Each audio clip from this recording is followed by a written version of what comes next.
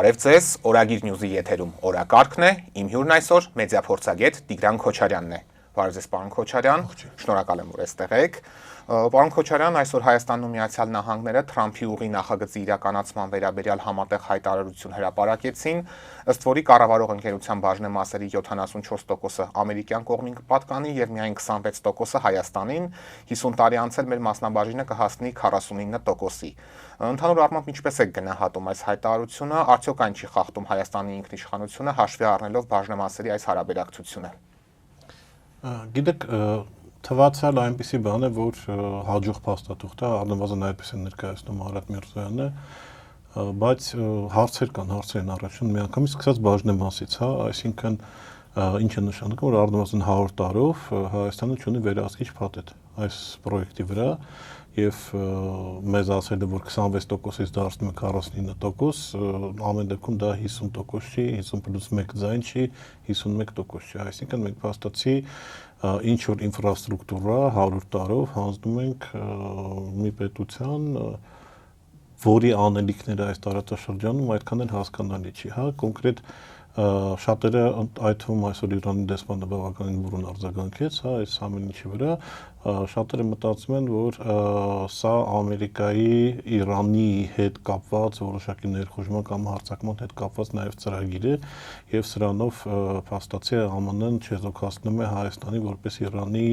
բարեկամ հարևան երկիր լինելու գործունը։ Իսկ Հայաստանի տարածքը որպես Իրանի դեմ պլատֆորմ օգտագործելու միտում է։ Նաև, որովհետև Ադրբեջանում համարը թե հարցերը այդ ամենը լուծված է եւ իզուր չի, որ Թրամփը միշտ Ադրբեջանն եւ Հայաստանն է հիշատակում միասին այս կոնտեքստում, փաստացի գրոհ է սպասվում Իրանի դեմ եւ արդեն բաց է այդ ԱՄՆ-ն եւ Թրամփը խոսում են դրա մասին եւ ցավոք սրտի Հայաստանը ոնց որ թե դառնում է դրա մասը, հիմա ես չգիտեմ пассив մասը թե ակտիվ մասը, բայց ամեն դեպքում հենց այսպես Իրանի նորանշանակ դեսպանը այսպեսի վատ արձագանք չէր անի այս ամենի հետ կապված եւ այստեղ նաև պետք է հաշվի առնել, որ ոչ միայն Իրանն է, այլ մյուս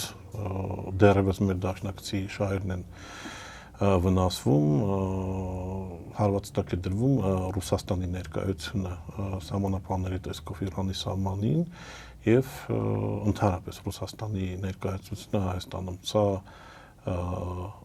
այսպես հիմնական ուրեմն խնդիրներն են, որովհետեւ տեսեք ԱՄՆ-ն հեռու է եւ դեռևս պարզ չի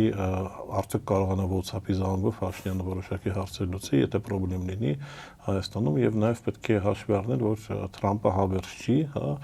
եւ Թրամփի ուղի ասածը կարող է 2 տարի անց ձևափոխվի, չգիտեմ, Քամալա Հարիսի կամ չգիտեմ այն ինչ-որ մարդու անունով եւ այսպիսի ոնց ասեմ երաշխիքներ չկան նախագծի իրականացման։ Ինքը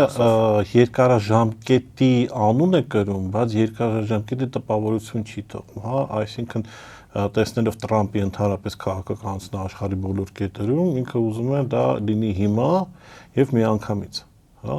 եւ ես չեմ մտածում, որ Թրամփը հիմա ինչ-որ 100 տարվա կտրվածքով ուղղակի երևի պետք է ինչ-որ մի հատ փաստաթուղթ, որով էլ եմ ասում, Հայաստանը հեռացնեն Իրանից եւ հիմա փաստացի դա ստանում են։ Մենք նաեւ նոյեմբերի 9-ի փաստաթուղթը ունենք, որը թեպետ փաստացի չի գործում, բայց որևէ մեկը նաեւ սա չի չեղարկել եւ ցանկացած պահին այն կարող է կրկին սեղանին դրվել։ Ինչ ռիսկեր է նմանաբովանդակ երկու փաստաթղթի առկայությունը իր մեջ պարունակում, սրանով փաստացի Հայաստանի իշխանությունը մեր երկրի տարածքը հակամարտության առարկա չի դարձնում։ Նայեք, կա փաստաթուղթ, ավելին ես ասեմ, նոյեմբերի 9-ի փաստաթուղթը ավելի լեգալ է, այսպես ասենք, լեգիտիմության պահվածքն դրակի հարցեր կան, բայց ավելի լեգալ է, քան Թրամփի հետ, Թրամփի ներկայությամբ ստորագրված փաստաթուղթը, որովհետև Թրամփի ստորագրությունը այնտեղ կա որպես վկայի, այլ ոչ թե երաշխավորողի, իսկ երակողմի տակ կա նաև Վլադիմիր Պուտինի ստորագրությունը, որպես միջնորդ Ալիևի եւ Փաշինյանի ստորագրությունները, այսինքն այնտեղ հիմնավորված փաստաթուղթի ստորագրություններով, այստեղ ավելի շատ դեկլարատիվ բնույթ ունեցող մտադրություններ եւ ԱՄՆ-ն որպես վկա եւ հայ-ամերիկյաններ առանձին ինչ որ պայմանավորվածներ կան, մի մասը մենք գիտենք, մի մասը մենք չգիտենք։ Սա եթե մենք խոսենք իրավունքի լեզվով, բայց հիմա միջազգային իրավունք կամ իրավունք ընդհանրապես խոսել այս աշխարհում անհնար է, հա, որովհետև մենք տեսնում ենք ոնց են կողմերը իրենցով հարցեր լուծում, ամենահայտնի դեպքը դա Նիկոլաս Մադուրոյի եւ իր կնոջ գողանալն է, հա, եւ հետաքրքիր է, որ այս քայլով եւ արդարացնելով այս քայլը Դոնալդ Թրամփը փաստացի լեգիտիմ իրավունք տվեց Վլադիմիր Պուտինին անել այն ինչ որ Ռուսաստանն անում է Ուկրաինայում եւ յուրաքանչյուր երկրին, որը համարել է որ ինքը ավելի ուժեղ է եւ կարող է անի եւ կմարսի դա անել այդ քայլերը։ Հիմա մենք կարող ենք տարբեր բաներ խոսել, բայց այստեղ հարց է որ կողմը իրեն ոնց կպահի, հա, որովհետեւ բոլորի ձեռքերը ազատ են, չէ՞, որ եթե Տրամփին կարելի է գողանալ անկախ սուվերեն երկրի նախագահին եւ առաջին կնոջը, հա, ուրեմն ինչի դա չի կարելի անել մնացածներին ավելի փոքր մասշտաբով։ Եվ մենք ապրում ենք այս փուլում, ոչ մեկ չի գիտի Իրանի արձագանքը ոնց է լինելու Հայաստանի նկատմամբ, Ռուսաստանին ոնց է լինելու ԱՄՆ-ի եւ այլն, էլի։ Ուղղակի մենք միշտ պետք է բան անենք, հաշվի առնենք, որ ԱՄՆ-ն հեռու է, հա, իսկ Ռուսաստանը եւ Իրանը կտիտակ են եւ այստեղ որոշակի ավանտյուրաների մեջ մտնելուց առաջ պետք է բավական լավ հաշվարկ անել, իսկ ես չեմ մտածում, որ սա բավականին հաշվարկված քայլ է, սա այսպես ասենք քաղաքական, աշխարհական տանիքի փնտրտուք է Փաշինյանի կողմից եւ ինքը պատրաստ է ով իրանի որոշակի ինչ-որ գարանտիաներ կտա երաշխավորի իշխանությունը կամ իշխանության գոյատևումը ինքը կփորձի նրա բանի անձրևանց հետաքին մտնել։ Հենց սրան է ուզում անդրադառնանք ընտրություններին ընթառան։ Սա Նիկոլ Փաշինյանի դիրքերը որքանով կամրապնդի Ամերիկանում ընդունված այսօրվա հայտարարության մասով։ Գիտեք, իրենք փորձում են հայ ժողովրդին համոզեն, որ այլևս Հայաստանը դառել է ՆԱՏՕ-ի անդամ, ընդ որում ամենամոտ եւ ամենաբարեկամ երկիրն է ԱՄՆ-ի համար եւ Դոնալդ Թրամփը ամեն առավոտ արտանում է զանգում է Նիկոլ Փաշինյանի որպիսությունից հետաքրքրվում եւ ԱՄՆ-ի ամբողջ քաղաքական օրակարգը պատտվում է Հայաստանի շուրջ, այսինքն մեզ այդպիսի բան են հրամցնում եւ սա ուղղակի չի բռնում, գիտեք ինչ է, օրինակ Թրամփը կիսատ բռատ Հայաստանի անվանումները տար խառնել, չգիտեմ, Ալբանիա, Ադրբեջանի, Կամբոջա, այս մարդը մենք տեսանք այն մյուս տղան խայտարակ էպիզոդը, երբ որ Փաշինյանը գնում էր եւ Թրամփին փորձում էր հիշեցնել ինքը ով է եւ չգիտեր որ ենթադրիկ միկրոֆոնները միացրած են եւ դա բավականին մի կողմից զավեշտալի, մյուս կողմից բավական տխուր տպավորություններ թողում, հա, այսպիսի բանը եւ գիտեք ուղղակի պետք է հասկանալ Թրամփի բնավորությունը, իր համար մնացած բոլորը բացի ընդհանրենք մեծ խոշոր երկրների ղեկավարին, չէ՞ տուզեմեց են էլի եւ ինքը իրենց վերաբերում է այդպես էլի գյադեք տուդա գյադեք սուդա սա ոչ միայն ընդհանրենք մեր երկրի ղեկավարին է վերաբերում, սա վերաբերում է Ալիևին, չգիտեմ, Նիկոլաս Մադուրոյին, Գրելանդիայի վարչապետին, որին ասել Թրամփը հիշում են Եվրամիության առաջնորդները ինչպես էին Սպիտակ տանը նստած Թրամփին սպասում։ Դա, այսինքն իր համար ինքը big boss է, հա, ինքը պատկերացնում է ԱՄՆ-ը որպես մեծ կորպորացիա, որի ղեկավարը ինքն է եւ ինքը բավական երկար ժամանակ ղեկավար եւ այդպիսի ձևերով է ղեկավարում, այսինքն այլևս այլևայրությունների հետևից չի գնում, բաներ չի անում եւ այլն, այսինքն սա է մոտեցումը եւ որ պահին ենթադրենք ինքը լուծի, չգիտեմ, Իրանի այդ հարցերը կարողանա դա կարգավորի, հավատացեք, եթե այլ զբաղմունք ունենա, կզբաղվի այլ զբաղմունքում մոռանալու եւ թրիպի եւ չգիտեմ մնացած բաների համար։ Դրա համար այսպիսի սիտուատիվ պահվածքը Հայաստանի իշխանությունների ինքը խնդրեմ է առաջացնում, որովհետեւ այսօր նույնիսկ երեսով տվեց Իրանի դեսպանը ասելով որ մենք այսքան ժամանակ Հայաստանի նեղբային օգնել ենք, օգնել կանգնել, բան, այս ինչ է կանում էլի։ Հիմա փաստացի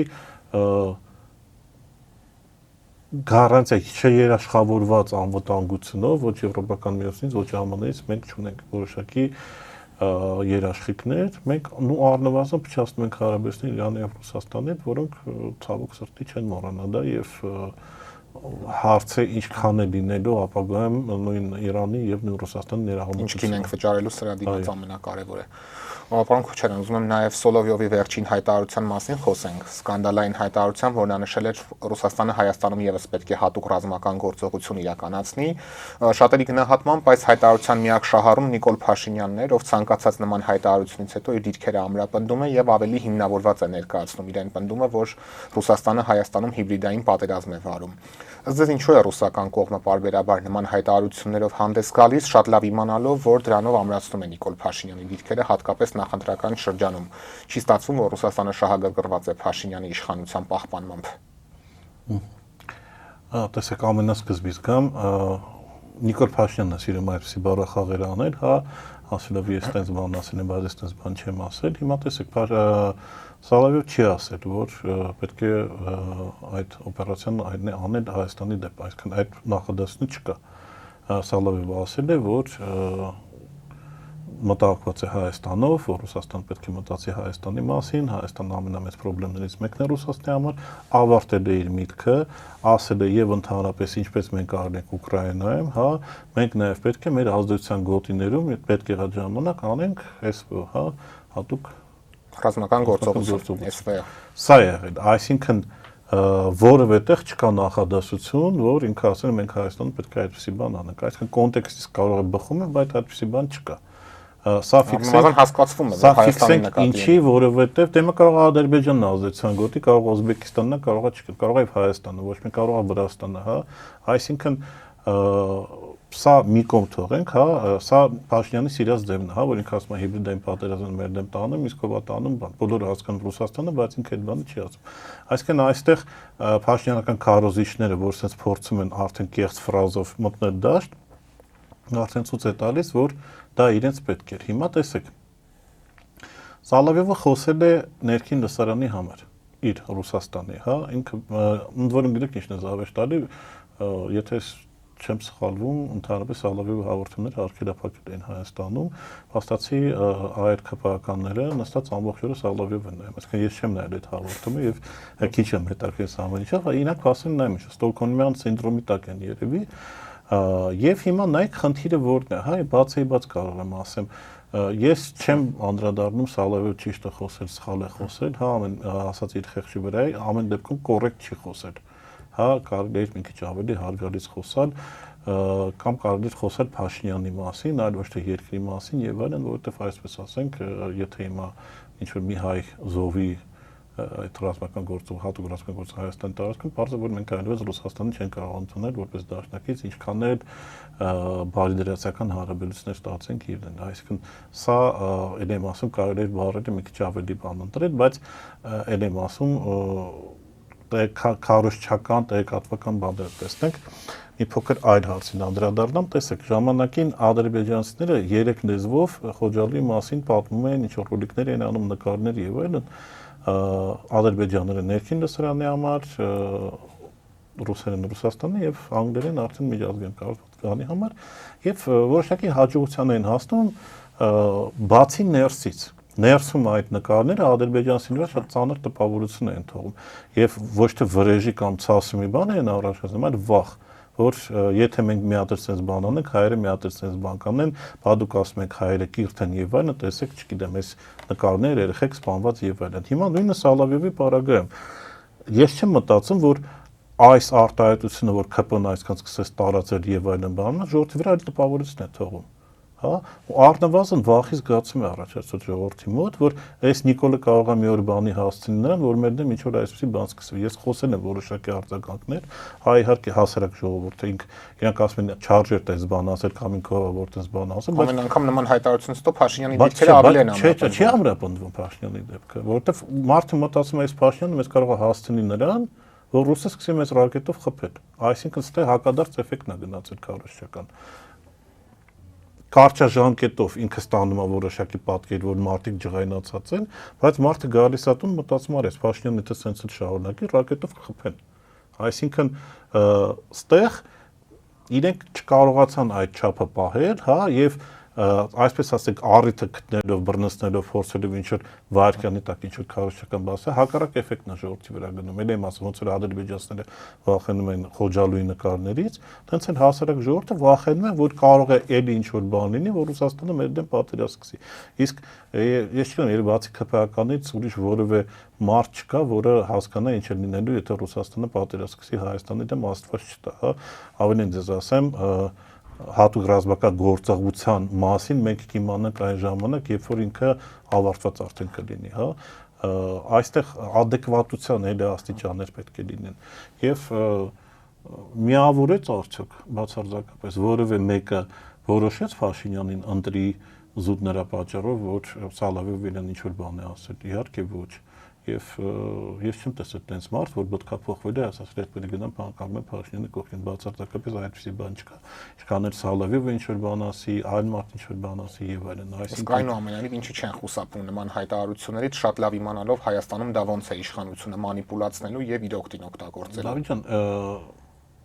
գիտեք որն է, էլի խնդիրը որն է, որ մենք մտածում ենք, որ աշխարհը մեր շուրջ է պտտվում։ Աշխարհը մեր շուրջ չի պտտվում։ Հայաստանը ուղղակի ինչ որ տեղերից է։ Ես վատ բաներ եմ ասելու, բայց այսպես ասենք էլի եւ սա շատերն են ասում, որ Հայաստանի կորստից Ռուսաստանը կարող է մի փոքր նեղվի, մի քիչ եսին բան լինի եւ այլն, էլի Ռուսաստանից Հայաստանի կտրվել շատ ավելի ուժեղ է անդրադառնալու մերա, մենք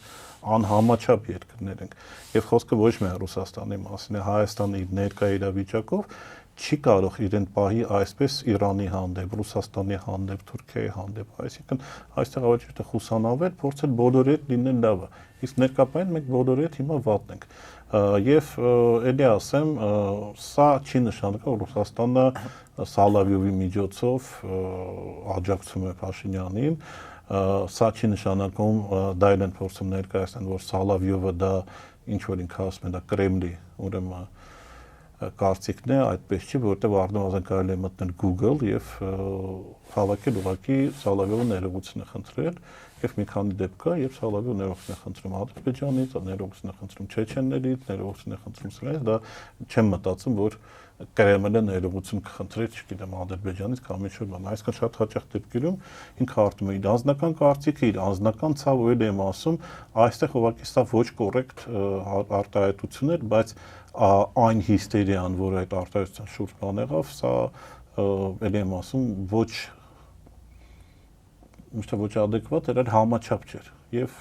նաև չէ կիսում են գնահատականը, որ Փաշինյանի վերարտադրմանն է աջակցում Ռուսաստանը այս կերպ։ Դե կներեք էլի, եթե դա պետք է Փաշինյանը վերարտադրմանը Սալավիովի ասացելն, ուրեմն ամբողջ հայ ազգը ինչ որ ուրիշ բանով զբաղված, հա։ Ես էլ եմ ասում, եթե մարդ կա, որը Փաշինյանին Արցախը հանձնել է, այս վիճակում երկիրը գցել է, այս պարգևաճարների հայտարարակ վիճակը, այս ամեն ինչը աչք է փակում եւ ասում է, չէ, ես պետք է գնամ կանգնեմ Փաշինյանի կողքը, որովհետեւ Սալավիովը իրան սպառնում է, կներեք դա մի քիչ ցավեշտալ է։ Ավելին ես Սալավիովը հասարակ պրոպագանդիստ լրագրող է, հա։ Երեք օրինակ մեր ինքնիշխանության հետ կապված արտահայտություն բաց թողեց Թուրքիայի նախարարը տրանսպորտի կարծեմ Զանգեզուրի միջանցք եւ այլն, ես չտեսա այդ հիստերիան, դու ով ես ինչ որ բան կամ Ալիևի ասածների վրա ով այսպեսի արձագանք տալիս կամ Էրդողանի ասածների Ֆիդանի ասածները, բայց Սալավիով պարզվեց Հայաստանի սաղ խնդրեմը, հա, Հայաստանի անվտանգության ամբողջ սպառնալիքը Վլադիմիր Սալավին է, շատ կներեք, ուրեմն վայ այդ անվտանգային համակարգին, որին կարող է սպառնա, չգիտեմ, Սալավիով լայվի կամ Սալավիովի ինչ որ հաղորդման ժամանակ Սալավիովի արտահայտած ինչ որ կարծիք է, էլի սա մեկ, երկրորդը, էլի, եթե մեր դեմ որոշվի ինչ որ բան անեն, հա, մեզ չեն հարցնելու։ Ոչ ԱՄՆ-ն է հարցնում, հա, ոչ Ռուսաստանն է հարցնում։ Ոչ Սալավիովին են հարցնելու։ Ոչ Սալավիովին են հարցնելու, էլի ով էր հարցնում, բան։ ԱՄՆ-ից ինքը չպետք է անի Մադուրոյի հետ, որը մեկը հարցրեց։ Կամ ռուսին հարցնում են, դու Ղրիմի ռուսը ինչ որ մեկից հարցնում են, իսկ Ղրիմ պետք է արամ վերցնեմ, չվերցնեմ։ Կամ Ռուսաստանը որը մեկին հարցրեց, որ նոյեմբերի 10-ին մտավ Արցախ խաղաղապահներով, հա։ Այսինքն մի քիչ պետք է գետնի վրա այդ պինդ կանգնել եւ հասկանալ դու ուր կարաս հասնես եւ ուր չես կարող հասնել։ Ես էլ եմ ասում, ես շատ լավ կնեմ, որ Հայաստանը դառնա մի օր այնպիսի երկիր, որ կարողանա ոտք մեկնի աշխարհի մեծերի հետ կամ այդպիսի հարգանք ունենա եւ այլն, էլի, բայց եթե Հայաստանն այն մակարդակի է, որ Թրամփը ասում է, ես իրանց վախացրեցի, որ առևտրի վրա բան կանեմ 100% փոշլինան կդամ, իրենք համաձայնվեցին, դիցուկ ինքը ճիշտ է ասում։ Մենք ինչ առևտուր ունենք ԱՄՆ-ի հետ եւ ինչից ենք վախեցել, որ sense բան, հա, այսինքն կամ Իրանի մասով մտահոգվում կամ ինչ գախնի բան ունենք ԱՄՆ-ի հետ, հա, որոշակի հարաբերություններ, որ ԱՄՆ-ն եւ հարստացնում է ներքին էլիտային եւ ԱՄՆ-ն դրանով է վախացրել Թրամփը, կամ ուղղակի վախեցել են, հա, հասկանում եք, ոչ մեկ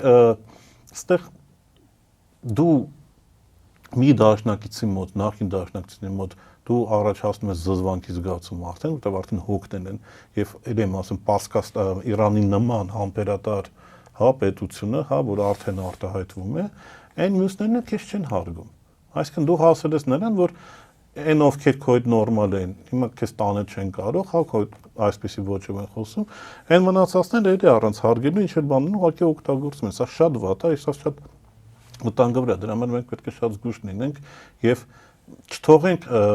վերջապես որպես քարոզչական մասնագետ ասեմ, մենք չպետք է թողենք, որ մեկ լրագրողի ասածը կարողանա ալեկոծի մեր ամբողջ դաշտը եւ ժողովրդի մեջ որոշակի տրամադրություններ ստեղծի, որտեղ էլի եմ ասում, կարճաժամկետ առումով միգուցե բոլորը ջղայնացան Սալավի վրա, բայց երկարաժամկետ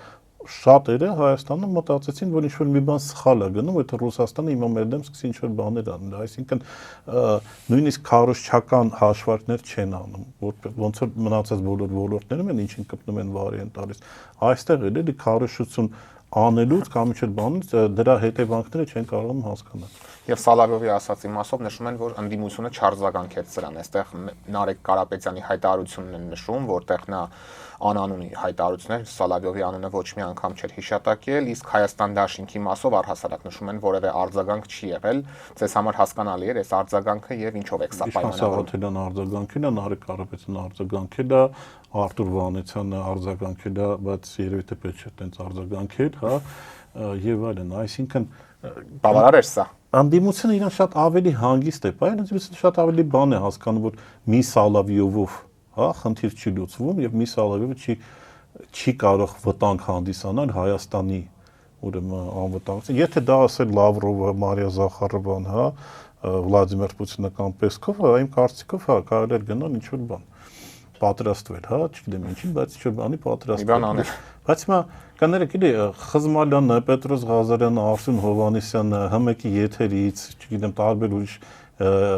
կանալների, որոնք կապված իշխանության, ինչ ասես Ռուսաստանի հաստային ասում են։ Հիմա ռուս պատկերացեք, ռուս հասարակությունը գնար ու սկսեր ինչ-որ բան տրանշե փորել Խզմալյանի, չգիտեմ, ասածներից հետո, հա, որ չգիտեմ, Ռուսաստանը փլվում է, Ռուսաստանը այլևս չի լինել։ Հա մարդիկ գնային ինչ-որ շաքարավազ աղարնեն, որտեղ Խզմալյանը ինչ-որ բան է ասել, հասկանում եք անլրջությունը։ Ես էլ եմ ասում, կրկնում եմ, եթե Սալավյովի ասացի պատճառով պետք է խաթարվի Հայաստանի անվտանգային համակարգը, հա, եւ ժողովուրդը ընկնի խոճապի եւ ցնցումների մեջ, ապա ելի եմ ասում վայ այդ անվտանգության համակարգին եւ վայ այն քարոզչական համակարգին, որը չի կարողանում հա այսպիսի տարական բաներ հաշվարկել։ Անդիմությունը ելի եմ ասում շատ ճիշտ է երեն դրսևորել, հա ասում են ընկավ թակարդը, այսպես ասած իշխանության չարձագանքեց բավարար կերպով, ձեր նշած արձագանքները չեն։ Մենք խոսանք իշխանության թակարդներից, ոնց է իշխանությունը ամեն օր իր դրած թակարդի մեջ ընկնում, կարող ենք անվաճ խոսել, հա, որտեղ էլ եմ ասում, այստեղ սենց ասեմ, վերջացնելով այս թեման, նաև որոշակի ժողովրդական լեզվով ասեմ, ինչ կռիսական պահ կար, հա, որովհետև տեսեք, իրանք փորձում էին անդիմադիր կամ Facebook-ում կամ ինչ-որ հանրային գործիչ գործել, որ ինչ-որ մեկը ողջուներ Սալավյովի ասածը, հա, եւ ոնց որ Վարդան Ղուկասյանի ասածի վրա վերցեցին քրեական գործառույցեցին, այդ մարդկանց վրա փորձեն քրեական գործառույցեն, որ տեսեք ինքը կողմը, որպեսզի Հայաստանի տարածքային անվտանգությունը սպառնան եւ այլն, բայց կաներեք էլի այդ հարիվ չկա, էլի տենց։ Հրանտ Բագրատյանը կարծես նման մի հայտարարություն արեց, ասեց ճշմարտություն կար Սալավյովի ասածի մեջ։ Հա, բայց ինքը բան չասեց, որ ամբողջապես ճշմարիտ է եւ պետք է ողջունել եւ այլն, էլի կամ միգուցե հա կարող է մեկ-երկու հոգի չվայմի ինչ որ արտահայտվի բան, բայց մենք այդ ծուղակներն էլ գիտենք, հատկապես Վարդան Ղուկասյանի դեպքից հետո, որ չգիտեմ, մարտիկան իրացի քաղաքացիների միությունում աշխատող բոլորը բան են։ Այսինքն պատրաստ են, ինչ որ մեկը միջանցի, միանգամից դանոսը գրել ուղարկեն, էլ այսինքն այդ բարերն ենք բարել, ավելին ձեզ ասեմ, որտեղ իրենք սովորել են, մենք այնտեղ դասեր ենք տվել եւ սա էլ եմ ասում, այս թեման չաշխատեց, որտեղ ոնց որ իմի բերելով երկու բան շեշտեմ, որտեղ էլի նույն անձի այլ կառույցներ կարող են նստեն այս հաղորդումներն այն ասենց բաներ ասել, ու Տիգրան Քոչարյանն ասում է, ա, Սալավյովի ասածները կոռեկտ չէր, բ, Սալավյովի շուրջ աղմուկը անհամաչափ էր իր ասացի համար, գ, եթե Սալավյովի ասածը կարող է սպառնել Հայաստանի անվտանգությանը ներքին, ուրեմն վայ այդ անվտանգությունը, որը կա, Եվ այսպես ասեմ, 4-րդը իշխանությունը, եթե շարունակի Սալավյովի ասածները տարածել եւ այլն անել, ինքը ժողովրդի մոտ տպավորություն է ստեղծելու, որ Ռուսաստանը կարող է շուտով մեր դեպ պատերազմ սկսի եւ ուժային ժողովուրդը պատերազմի Ռուսաստանի հետ պատերազմել, չգիտեմ, Սա հակառակ ազդեցությունն է ունենալու։ Կամ դու պետք է թմրանյութերի ազդեցության տակ լինես, որ պատրաստ լինես Ռուսաստանի հետ պատերազմել, շատ քանարեք էլի, այսքանով երևի Սալավյովի թեման սահմանափակ է։ Պարոն Քոչարյան, անդրադառնանք նաև ներքաղաքական զարգացումներին, գիտեք, ընտրություններին 5 ամսից էլ պակաս ժամանակ է մնացել։ Այս պահի դրությամբ ինչպես է գնահատում ընդդիմության շանսերը, օրինակ Էդմոն Մարուքյանն առաջարկում է, որ ընդդիմադիր ուժերը մեկ միասնական ցուցակով մասնակցեն ընտրություններին, պնդում է, որ այս կերպ հաղթելու շանսերը անհամեմատ ավելի մեծ կլինեն։ Որքանով է այս առաջարկն իրատեսական եւ ում շահերից է այն բխում, հաշվի առնելով հատկապես այն հանգամանքը, որ նման միավորումների դեպքում դուք բազմիցս նշել եք, գումարվում են նաև այս ուժերի հակավարկանիշները եւ դա բոլորովին այլ ազդեցություն է ունենում ընդհանուր process-ի վրա։ Գիտեք, Էդմոն Մարուքյանը ինչ որ ժամանակ անցկացրել է Նիկոլ Փաշինյանի հետ եւ երևի թե որոշակի բան անցել է Փաշինյանից իրեն, որովհետեւ մի անգամ ինքը ասում է, որ պետք է բոլորը միասնական գնան, հետո ինքը ասում է, որ չի առանձին ինչ որ կալունաներ, միավորումներով պետք է գնան, այսինքն իրեն մեկնաբանելու համար երբ պետք է համապարփակ հասկանալ ինչ որ ժամանակահատվածի Էդմոն Մարուքյանի ասածները մեկնաբանել, էլի որովհետև ես սա մեկնաբանեմ, հետո կասի չէ, ասելա 3 հատով գնանք։ Այսինքն սա գիտեք որն է, սա ինքը լավ գիտի, որ հիշողությունը բավականին կարճ է դարձել, հա, այդ քեշարակ լցվում է, ջնջվում է մարդկանց մոտ, էլի, ու մարդիկ արդեն չեն հիշում, որ մի ժամանակ մի բան ասել, հետո ուրիշ բան ասել։ Փաշինյանը դրանով օգտվում է, Փաշինյանը կատարելագործվել է, Փաշինյանը օրվա մեջ է մի քանի անգամ կարծիքը փոխում, հա։ Հիմա դիցուկ վերցնենք Էդմոն Մարուքյանը ասել է, որ բոլորը պետք է մի բանով դաշինքով գնանք, շատ լավ, մի դաշինքով գնացինք ընտրություններին, ընտրությունից 10 օր առաջ դաշինքը հանում են ընտրություններից հետո։ Ընդդիմությունը մնում է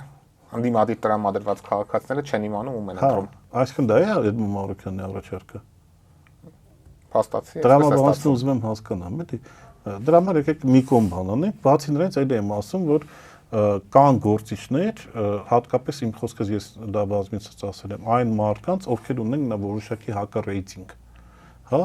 այդ մարդկանց միավորումը մի ինչ որ բանի մեջ ինքը գումարելու իրենց հակառեյտինգները, ոչ թե ռեյտինգները։ Կան մարդիկ, ովքեր ունեն ցածր հակառեյտինգ, հա,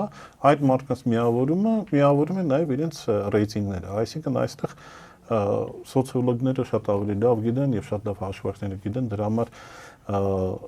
ճիշտ գաղափարը երբ Իշխան Սաղաթելյանն է ասել եւ շատերն են ասել փորձագիտական գնալ մի քանի շարաշունով այսպես ասած, որովհետեւ սա չի թողնելու իշխանություններին հանեն միացյալ ընդդիմությունը ընտրություններից, B եթե մեկին վնաս տալ, այն մյուսները կարողանում են գործունեություն անեն, այսինքն եթե դու մեկին հանում ես ընտրություններից, իրեն կարող են խնդրել իրենց աջակիցներին, քվեարկեն ենթադրենք այս մարտում։ Եվ ամենամեծ վտանգները, ես եմ ասում, դա փոշիացումն է, ես օրինակ ողջունում եմ Իշխան Սաղաթելյանի քայլը, որոշումը գնալ կոալիցիա, որովհետև այո դաշնակցականները իրենք կարող է 2% հավաքեն, կարող է 5% հավաքեն, այսինքն 4%-ի շուրջ են պատտվում, բայց Իշխան Սաղաթելյանը շատ լավ հասկանում է, որ իր 3-4%-ը կարող է օգուտ բերի այս մի կոալիցիային, այս մի բլոկին, ավելի լավ է ինքը այդպես անի, քան կասկածի տակ որոշակի դնի, եթե ինքը կանցնի 4%, չի անցնի, իշխանությունները կխանգարեն, եւ կան ինչպես ինքնին եւ այլն։ Առնվազն ինքը լավ օրինակ է ցուցադրում այն ընդ որում դաշնակցությունը բավականին այսպես ասենք կազմակերպված ստրուկտուրա է, հա, նոր չի, հա, 100 տարից ավել ինչ որ գործում է եւ այլն, եւ լրջությունը ինքը բայ հասկանում է, բայց սա ուղղակի լավ մեսեջ էր այն մարդկանց գործիչներին, կուսակցություններին, որոնք 1%, 2% են, չգիտեմ, 3%, 4% հույս ունեն, որ տղերք ավելի լավ է եկեք խոշորանանք, հա, եւ ստեղծենք մի քանի մեծ բլոկեր, որտեղ ամեն մեկը կարող է ձեզ գտնել։ Հիմա մեկ բլոկ կարող է լինի այն մարդկանց համար, ովքեր սոցիալական իմաստն են ավելի շատ մտածում եւ այնտեղ են կարողացել իրենց ինչ որ ձևի դրսևորեն։ Էդմոն Մարուքյանի իր ուժի համագործակցությունը Սամվել Կարապետյանի հետ էր տեսնում իր ուժի շուրջ ձևավորվող։ Դա հարցը Սամվել Կարապետյանն ուզում է Էդմոն Մարուքյանին տեսնի իր մոտ։ Իմ կարծիքով ես խորհուրդ կտայի Էդմոն Մարուքյանն ընդհանրապես ամենավերջի շարքից եւս մի 100 մետր հեռու կանգնել, հա, եւ մի փոքր սպասել, մի գուցե իրավիճակը այնպես ստեղծի, որ ամեն դեպքում իր կարիքը ինչ որ միտեղ զգացվի, չգիտեմ, Միգուցե Փաշինյանը եւս մեկ անգամ ների իրան հետ բերի, ես չգիտեմ, էլի, բայց ներկա պահին, եթե Մարուկյանը մասնակցի ընտրություններին, բարձր որ փոշիացնող է լինելու, ու այսպիսի բավականին շատ մարդիկ կան, այս մարդկանց պետք է համոզել կամ չերևալ, հա, կամ ինչ որ ձևի միանալ կախված նրանից դու քո գործունեությունը ինչպես ես ծավալել եմ ասում, եթե դու եղել ես ժողովրդավար, սոցիալական ինչ-որ թեմաներով բան, կարելի է գնալ ինտերնետ մեր ձևովին միանալ, որովհետև իրենք շատ սոցիալական ամենից ավելի հարթակ են եւ այլն։ Եթե պաշտպանական անվտանգային եւ այլն, այդտեղ Ռոբերտ Քոչարյանի դաշինքն է, հայ դաշնակցություն եւ այլն ազգային ինչ-որ բաներ, եթե չգիտեմ ամեն դեպքում ինչ-որ խնդիր ունես եւ մտածում ես, որ իրենք ինչ-որ վուսամետ կուսակցություններ են, կարող ես գնալ, չգիտեմ, ինչ-որ միտեղ մի հատ բլոկ կազմեք կուսակցություններով, որոնք չգիտեմ, չեն սատարում Նիկոլին իր արևմտականության, բայց նաև ունեն իրենց կարծիքը Ռուսաստանի, չգիտեմ, կարող են ինչ-որ առօրյա իրգուց Սալավիով ինչ-որ վատ բաներ ասեն եւ տենց բանան ինքնակարգ։ Իսկ հակի առանձին մասնակցելու որոշումը ձեզ համար հասկանալի է այս համատեքստում։ Չէ, բացարձակապես հակը անում է այն, ինչ որ միշտ անում է, այսինքն վերջի տարիներին հանրային ձևով կպնելով Նիկոլ Փաշինյան ამ դեպքում պաշտպանում է անդրադառնում։ Հիմա նույն բանն է անում։ Ես էլ եմ ասում, գիտեք ոնց է, միգուցե Լևոն Զուրաբյանի մղումները ազնիվ են, հա, բայց Լևոն Զուրաբյանին մղողի միտումները ես շատ լավ գիտեմ ինչպիսին են եւ այլն եւ քանի ես ասեմ որոշակի նախարարներ եւ օլիգարխներ կան Փաշինյանի կողքը, հա, ես երբեք չեմ հավատա, որ Լևոն Տեր-Պետրոսյանը խնդիրներ ունի Նիկոլ Փաշինյանի հետ եւ նույն Լևոն Տեր-Պետրոսյանը ծանր բայերին միշտ Նիկոլ Փաշինյանին հասել է։ Լևոն Տեր-Պետրոսյանը ունի մեկ բան իր համար, երբևէ չթողի, որ Ռոբերտ Քոչարյանը որևէ ձևի վերարտադրվի քաղաքականության մեջ։ 21 թվականին նա բացահայտ հայտարարել է այս մասին։ Այո, եւ միշտ էլ անում է։ Հայտնի բան կա, որ կաթողիկոսի հետ հանդիպան ժամանակ, երբ որ նախագահներով հավաքվել են, որ հասկանան ինչ անել, ոնց անել, երկիրը փրկել, առաջինը ինչ առաջարկել Լևոն Տեր-Պետրոսյանը Ռոբերտ Քոչարյանը քաղաքականությունից դուրս գալ, հա, եւ սա է, եւ որոշակի մեսիջները, օրինակ, որ ինքը ուղարկում էր Փաշինյանին, որտեղ ինքը քննադատում էր, ասում էր, ընկեր, sense որ անես, մեր սա գործը պրավալ է ստալու։ Այսինքն ինքը ոչ թե իրան վատ բան էր ասում, ասում էր կանգնի տղա ջան, սխալ ես անում, ես ես անում եւ այլն։ Դրա համար հակի մասնակցել, եթե հակը մասնակցի որպես առանձին ընդդիմադիրուժ, դա փոշիացում է լինելու, ինչպես իրենք փոշիացրին 21 թվականին, չգիտեմ, 2% փոշիացրեցին, ընդհանրապես իմ հաշվարկները մինչև 20% փոշիացրեց 21 թվականին եւ սրանց պետք է խուսափել եւ այդ փոշիացնողների հետ ավելի այլ ձևով պետք է խոսել, որովհետեւ ելի եմ ասում, սա հերթական ընտրությունն է, չի որ դու պլանավորես մասնակցես, տեղ 2% հավաքես, ճանաչելի դառնաս, հետո 5% հավաքես, 10%, սա Իրեմ ասում կարող է հաջորդ ընտրությունները մեջլիսի ընտրություններ լինի, եթե սեն շարունակվի։ Եվ պարոն Քոչարյան, նոր տարվա նախաշեմին անակնկալ կերպով փոխվեց Սամվել Կարապետյանի խափանման միջոցը, որը տոնական եռուզեռի մեջ բավարար ուշադրության չարժանացավ կարծես թե։ Ձեր գնահատմամբ ինչով էր սա պայմանավորված։ Արդյոք իշխանությունների նկատմամբ արտաքին ճնշում էր եղել, թե խափանման միջոցի փոփոխությունը տնային կալանքի տանելը այլ հանգամանքներով էր պայմանավորված։ Գիտեք, եւ ճնշում կար իհարկե, հա, եւ այսպիսի բան կա արտահայտություն պրոչնե սիստեմը, այսինքն համակարգը անվերջ չի կարող պատժի, հա, որովհետև սպառվում է, դատավորների խնդիր կա, դատախազների խնդիր կա, մենք տեսնում ենք ինչ մեծ փախուստ է ուժային մարմիններից, հա, մարդիկ գերադասում են չէ գնալ հաստաբան դառնալ կամ ընդհանրապես գործից դուրս գալ կամ ԱԱՑ-ից դուրս գալ կամ բան, այդ խոսքը բավական շատ է եւ վերջին դատախազի ազգանշան Բաղդասարյան կարծեմ էլի ինքը գնաց զուգահեռ դատախազության գնաց ստացավ փաստաբանի լիցենզիա, որպեսզի դուրս գա եւ իրեն վարդապետությունը աշխատանքից հանեց, չգիտեմ հասցրեց թոշակի տարիքին թե ոչ, այսինքն սա ինչ է ցույց տալիս, չի կարող մարդ չի կա, նո առնվազն Մասիս Մելքոնյան հա մի հատ կա, բայց մնացածները չեն կարող Մասիս չեն ուզում պատասխանատվության տակ մտնել։ Ինքը ուզում է ինչ-որ չափի մտնի, բայց այդ աստիճանը չի կարող ինքը իրավա չի իմ կարծիքով չի կարող դատավորը միաժամանակ եւ Ռոբերտ Քոչարյան դատի եւ Սամվել Կարապետյան դատի, այսինքն հա շատ կռուտոյ բան է, հա, լինում, բայց կամ չեն կարող մարդիկ անընդհատ սրբազան բռնել, կալանավորել եւ այլն անել, այսինքն այդ ռեպրեսիվ բանը մեքենան ինքը մաշվում է, ինքը ճակիր է տալիս, ինքը խնդիրներ է, ինքը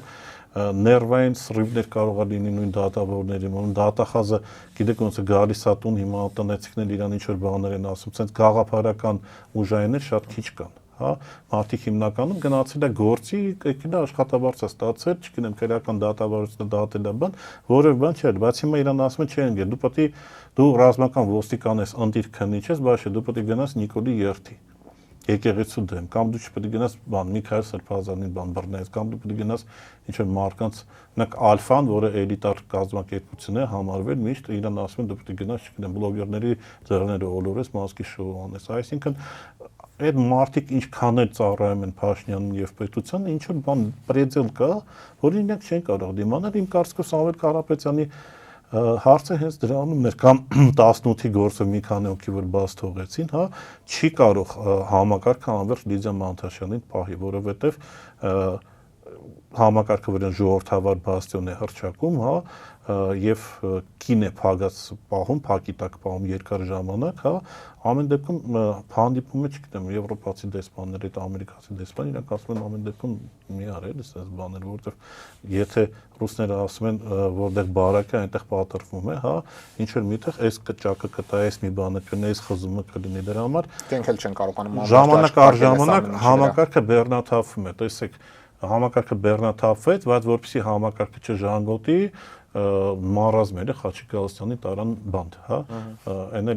այն մի գործը, որ կարելի էր ընդհանրենք նույնիսկ սպասել, որ մարդը նոր տարի անի, հա, իր տունը, հետո նոր ինչ որ երեխեքից կնոջից փոքել, հատկապես այնպեսի մի հանցագործություն չի, հա, բայց ուղղակի որպեսզի ցույց չտա, որ թուլություն արել Սամվել Կարապետյանը հայտնվել է դուրսը, ինքը փորձում է այսպես փակել, որ ապացուցի իր շրջապատին, չէ, ես էլ այն տղեն եմ, բաժիչ մեխանիզմ եմ եւ այլն, բայց էլ եմ ասում, մենք բոլորս պետք է հասկանանք, որ նայեք ամեն քննիչի վրա բազմաթիվ գործեր կան,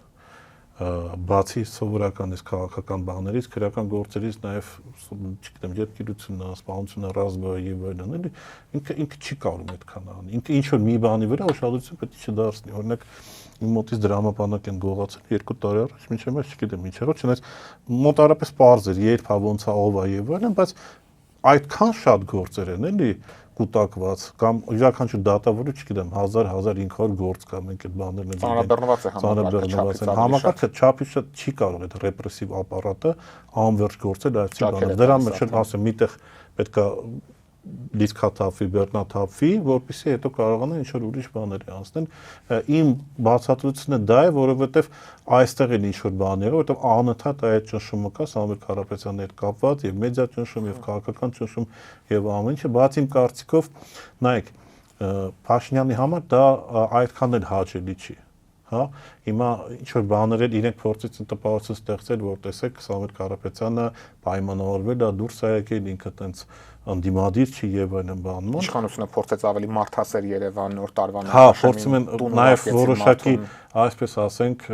մարդիկան մի քիչ անկայուն են, հա, իրենց բաներում պալվածքի մեջ, իրենք մտածին նա պայմանավորվել է, ծախվել է բան, եսիմ եւ այլն, հա։ Իրենց օրինակով։ Հա, բայց խնդիրը ինչու՞մն է, Փաշինյանն էլ խնդիր ունի։ Փաշինյանը, որ ասել է, կներեք բարձր դախած գնալու եմ եւ եկեղեցու հետ կապված եւ գնալու եմ Սամվել Կարապետյանի հետ կապված, հա, ես այն տղեն եմ, որը ամենահարուստ հայ միլիարդատերին փակեցի, հա, այս քայլը որպես հետ նահանջ է դառնում։ Իսկ խնդիրը որն է, որ ինքը իր հետ ունի մոտարապես 40-50 զալոժնիկ, հա, ԿՊԱ-ականների, որոնք հա ասում են, լավ, մենք մինչև վերջ ոչի հետ կգնանք, բայց տենում ոչի ինչ որ հետ քայլ է անում, տորմոզին է սխմում, ես ինչ որ չի բանում, մտածում եմ գիտ։ Բա կարող է ինչ որ էլի ինքը ինչ որ միտեղ պայմանավորվի, ես կմնամ բան։ Ես գազազած ամբողջի արժև էլի, բայց պետք է այդպեսի բան, եւ իրենք են սկսում ինչ որ ճանապարհներ բանգալ դուրս գալու, դրա համար իմ կարծիքով մոտակա ժամանակներ, մինչև ընտրություններ հիմնականում որոշակի ռեպրեսիվ բաներ կլինի, եւ որպես պարադոքսալ բան ասեմ, որոշակի քաղբանտարկները կարող է բաց թողեն հատկապես նրանց, ով ավելի շատ մեծ ճնշում է գործադրում համակարգի վրա։ Այսինքն մենք կարող ենք ինչպես Խաչիկ Գալստյանի եւ Սամվել Կարապետյանի դեպքում տեսնենք, որ մի ձեռով ազատել է, մյուս ձեռով անել է, որովհետեւ ռեպրեսիվ համակարգը պետք է աշխատի, բայց ռեպրեսիվ համակարգը չպետք է ճակտա եւ կանգնի, որովհետեւ էլ եմ ասում, եթե մի օր բոլոր դատավորները գշվեն եւ թողեն դուրս գան համակարգից, նույնիսկ Մասիս Մելքոնյանի եթե 28 ժամ օրվա մեջ աշխատի, չի հասցնի այդ իրագործանը։ Շնորհակալ եմ, պարոն Քոչարյան։ Օրակարգն այսօր այսպիսին էր, այն ամփոփեցինք մեդիափորձագետ Տիգրան Քոչարյանի հետ։ Կհանդիպենք։